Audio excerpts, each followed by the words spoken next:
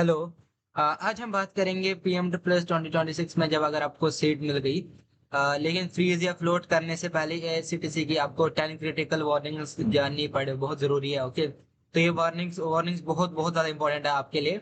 अगर आपके लिए जब आपको अगर कॉलेज मिले या ना मिले, या फिर आप फ्रीज या फ्लोट करना चाहते हैं, तो ये चीजें आप याद रखिए। 10 क्रिटिकल वार्निंग्स एआईसीटीसी की याद रखिए। अगर आपने वार्निंग इग्नोर की तो आपकी सीट कैंसिल हो सकती है, स्कॉलरशिप चले जा सकती है, और आपका एडमिशन रिस्क में आ सकता है। तो ये बात ये याद रखिए, ये 10 क्रिटिकल वार्निंग्स आप देख के रहिए।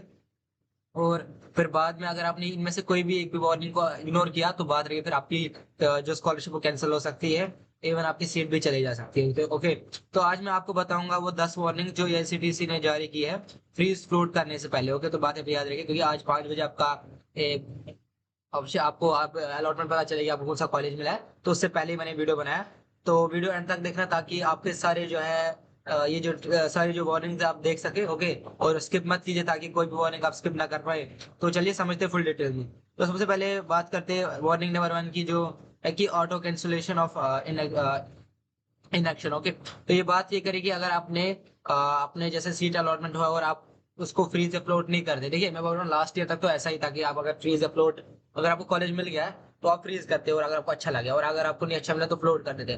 तो फिर लास्ट ईयर तक तो ये था कि अगर आप फ्लोट नहीं ना फ्रीज करते ना फ्लोट, तो आपको इनएक्टिव बना के जाया जाता है। ओके, तो बात ये याद रखिए, अगर आपको नहीं अच्छा लगा तो आप फिर और कर सकते हो। इस बार का अलग मत प्रोसेस को मैं देखूंगा, बट अभी तक जो ये वार्निंग थी इसमें ये भी आता था कि auto cancellation for inaction. Okay, अगर आपने कुछ एक्शन नहीं लिया तो आपको ये हो जाता। ओके, तो सीट और ये तो आप याद रखिए। दूसरा एक और है कि अपना पासवर्ड किसी के साथ शेयर मत कीजिए। ये बात ये जो एक वार्निंग है एसएससी की, बहुत से स्टूडेंट जो है फिर जैसे ही पासवर्ड आता है और वेबसाइट जो है थोड़ी हैंग होना स्टार्ट हो जाती है, या फ्रीज हो जाती है, नहीं चलती है, तो उसपे क्या करते हैं स्टूडेंट जो थे वो अपने फ्रेंड्स को पासवर्ड देना स्टार्ट कर देते हैं किसी को।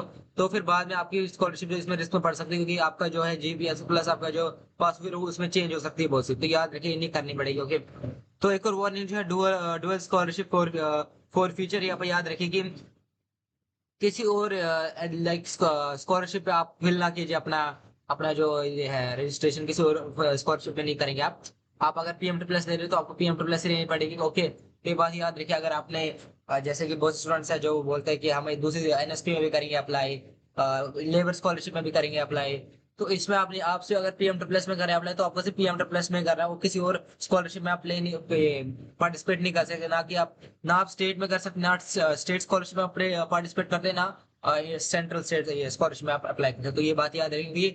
ये सीडीसी के जो है वो ये प्रिसाइज जो है ये नोटिफिकेशन जो जारी किया आप स्टूडेंट्स के लिए। और ये स्ट्रिक्ट इसमें जो होते हैं क्रॉस वेरिफिकेशन एल्गोरिथम होते हैं जो इसमें देखते हैं कि डीडुप्लीकेशन प्रोसेस है कि नहीं। तो इसीलिए आपको ओटीआर कराया हर किसी का, जो भी स्कॉलरशिप करता है उसको ओटीआर होता है। तो बात आप याद रखिए। अब एक और बात जो मैं आपको बताऊंगा कि जो 2022 में 600 से ज्यादा स्टूडेंट्स जो थे उनको निकाल दिया था, क्योंकि उन्हें डीडब्ल्यू दो बार उन्हें जो है स्कॉलरशिप डाले, दो दो स्कॉलरशिप ने एक साथ अप्लाई की थी। ओके, तो अगर अपनी स्कॉलरशिप बचाना चाहते हो तो प्लीज डीडब्ल्यू और किसी और स्कॉलरशिप में अप्लाई मत कीजिए। ओके, एक और वार्निंग जो पीएम ने जारी किया हुआ है कि फ्लोट ऑप्शन का, तो उसमें यह है कि जो आपका आप जब फ्लोट ऑप्शन चूज करते हो तो आप उसका मायने होता है कि आप करंट जो कॉलेज आपको मिल रहा है तो आप वो सरेंडर करें। ओके, आप और कोई और बेटर कॉलेज ढूंढ लें। तो फिर वो कोई गारंटी नहीं है कि आपको जो सेम सीट और सेम कॉलेज मिले मिले नेक्स्ट राउंड में। तो अलॉटमेंट जो होती है वो आपकी स्ट्रिक्टली होती है बेस्ड, आपकी जो मेरिट बेस्ड पे होती है। ओके, तो अगर आप फ्लोट के लिए जाते हैं तो आपके पास जो दूसरा राउंड है उसमें आपको कोई गारंटी नहीं मिलती आपको कोई कॉलेज मिलेगा। तो फ्लोट करने से पहले आप जो बहुत बार सिर्फ विचार रखा करें कि आप देख लीजिए कि आपको उस कॉलेज में जाना है और कोर्स करना है कि नहीं। ओके, एक और जो वार्निंग है इसकी पीएम से प्लस और एनसीटीसी की, वो ये है कि फ्रीज जो है वो रिवर्सिबल है। ओके, तो अगर आपने जैसे ही आपने फ्रीज का ऑप्शन डाल दिया कॉलेज और ब्रांच के लिए तो वो चेंज नहीं हो सकता। ये बात याद रखिए। ओके, आपने फ्रीज कर दिया तो उसके बाद आप चेंज नहीं कर सकते।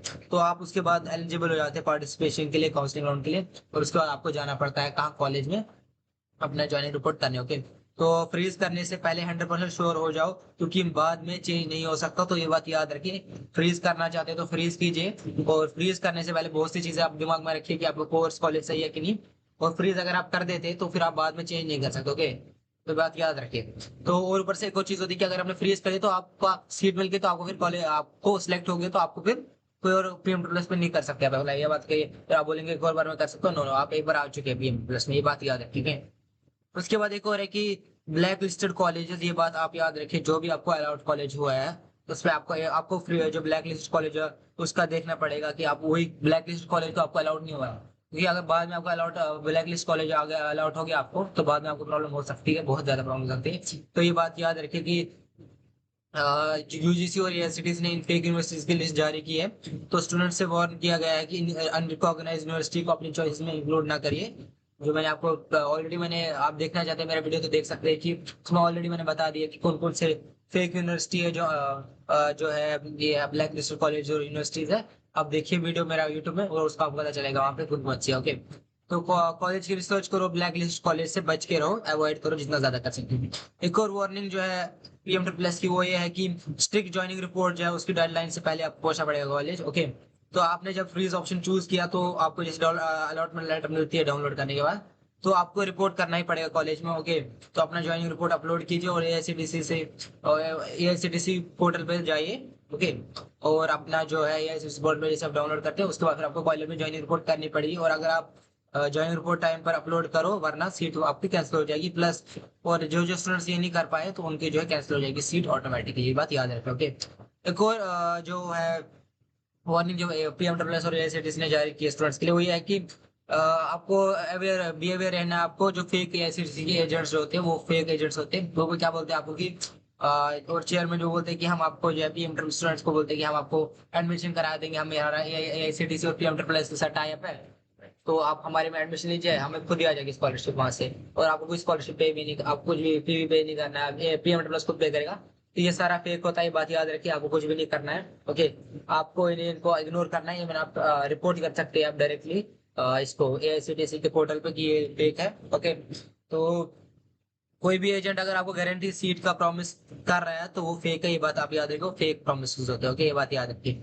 एक और वार्निंग जो पीएमडब्ल्यूएस ने आपको बताई है कि जारी की, वो है कि ओरिजिनल डॉक्यूमेंट्स जो है रिपोर्टिंग के टाइम आपके होने चाहिए सारे साथ, जो भी अगर आपको जो भी आप कॉलेज में जा रहे हो तो उसमें आपको सारे ओरिजिनल डॉक्यूमेंट्स दिखाने पड़ेंगे उनको, ओके। क्योंकि आपको जो है अलाउड कॉलेज में तो फोटो कॉपीज लेके नहीं जानी है, आपको ओरिजिनल डॉक्यूमेंट्स लेके जाना।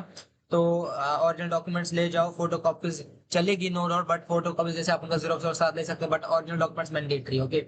एक और जो ये जो पीएमडब्ल्यूएस ने निकाली है कि वार्निंग है, उसमें ये है कि आपका जो है कोई आउटसाइड सेल्फ एडमिशन नहीं होना चाहिए होगा पीएमडब्ल्यूएस के थ्रू, जो करते हैं तो आपको जो है प्योरली जो है आपका एडमिशन वो पीएमडब्ल्यूएस की काउंसलिंग राउंड से ही होगा, ओके। तो बात याद रखिए, जो भी सेल्फ एडमिशन इंडिपेंडेंटली कॉलेज में लेगा तो पीएमडब्ल्यूएस की फंडिंग जो स्कॉलरशिप उसको नहीं मिलेगी, ये बात याद रखिए। क्योंकि जो भी होता है कि जो भी आपका जो कॉलेज है वो डायरेक्टली पीएम ट्रिपल एस के अलॉटमेंट के थ्रू ही मिलता है, ओके, और कोई कॉलेज आपको नहीं मिलता है। तो अगर आपको सिर्फ एआईसीटीई पोर्टल के थ्रू ही आपको एडमिशन मिलेगा, और डायरेक्ट एडमिशन मत लो, अगर आप चाहते हो एडमिशन तो आपको डायरेक्टली वो लेना पड़ेगा, बाकी उसमें आपको स्कॉलरशिप वॉलरशिप नहीं आती है, ओके।